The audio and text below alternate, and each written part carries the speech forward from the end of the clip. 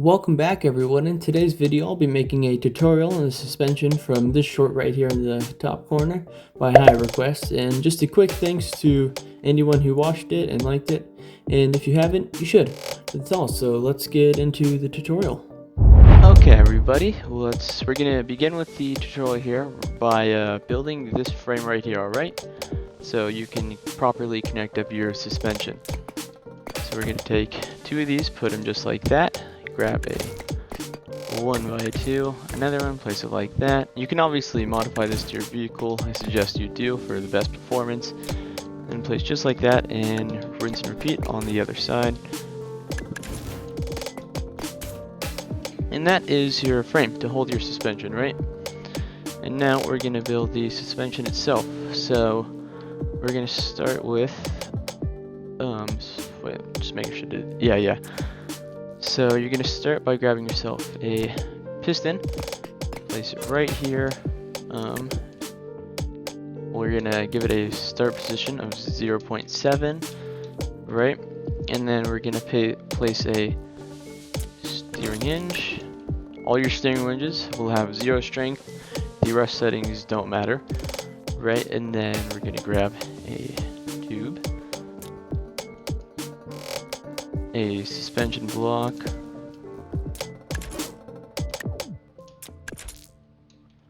and keep in mind each vehicle has its own adjustings for the suspension, so you will need to do the adjusting for your own vehicle. I can't help you much here, but for mine it is 0 dampening and 0.9 stiffness, but every vehicle weighs differently, so keep that in mind with yours. You're just gonna have to fine tune that one yourself. Right, and then so steering here, just like that, easy, good. Another one right here. This gives everything planar maneuverability. This one, so everything, all of this can move up and down, and then this one, so this can obviously move, sideways and crap. So every steering hinge has its own use, its own good way. We're gonna take 1x1s, just 2 of them like that, so 3. 1x4. And then now for the I don't know what the official name is, but we're going to place one of these right here, so it should look like this. We're going to take another steering hinge, place here. Like I said, I don't know what this is. I guess it's kind of like a limiter strap, so your suspension doesn't go too much, because we want it to stop like around here, right? We don't want it to go too much, because that's not here. It'll go all the way over here. We don't want that. So we're just going to keep it. So that's why that's there. So yeah, let's grab a tube. There. Sorry, I gotta use that as a reference. I cannot remember all of this in one thing. Things like just that. And then get a cylinder 1x1x2 tube. Like that. And then you just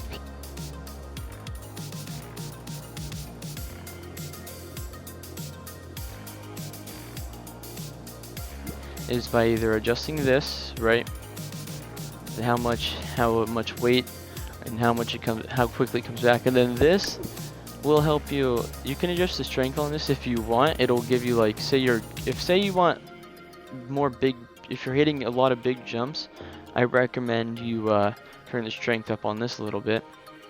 And then if you want your suspension really squishy, because it's just gonna let me load in the original real quick. No, that is not the right build. This is annoying. Okay, and then here on the actual truck, if you want your suspension really squishy, you can go to these pistons. You have the 0.7, 7 to 0.8, and they'll decline a lot, like a lot. Fix this, you can just obviously up the dampening on this, just like so. And now you'll have a lot of travel in your suspension. I personally don't need this much or want this much, so it's totally optional for whatever you're doing, how light your vehicle is, etc. But yeah, so that's all for the rear suspension. Let's get right into the front suspension. Okay everybody. everybody, onto the front suspension here, and this is not part of it, but I just want to answer like some questions on why I don't use double wishbone. And that's because I know that's what they do use on actual on trophy trucks, and it works well for a lot of people in the game for racing. But I think for one, it's really big and takes up a lot of space, and for two, it just doesn't work that well. It doesn't seem to have a lot of travel, like at all. So you can use that if you want, but front suspension wise, I run I-beam suspension, which I'll be showing you how to build in a second here.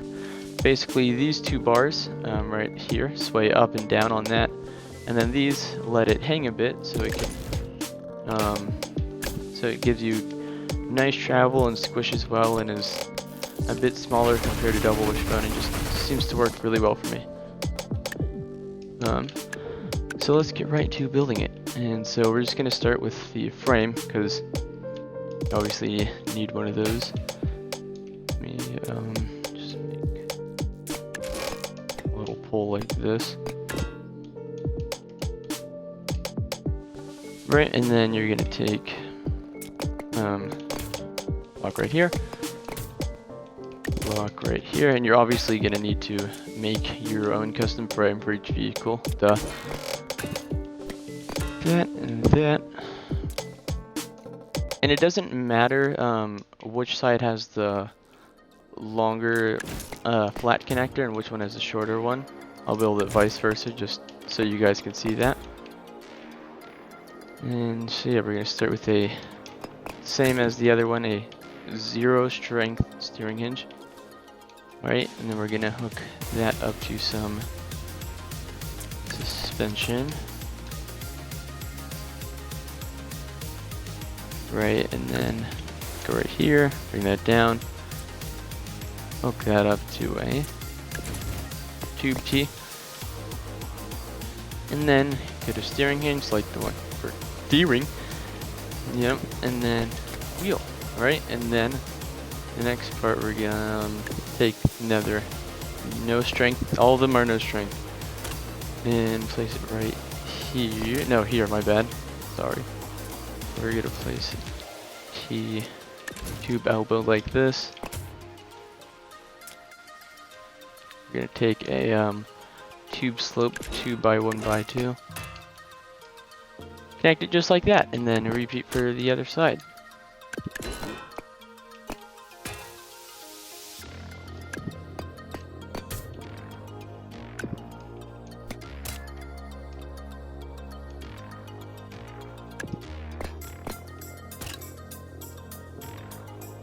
And done.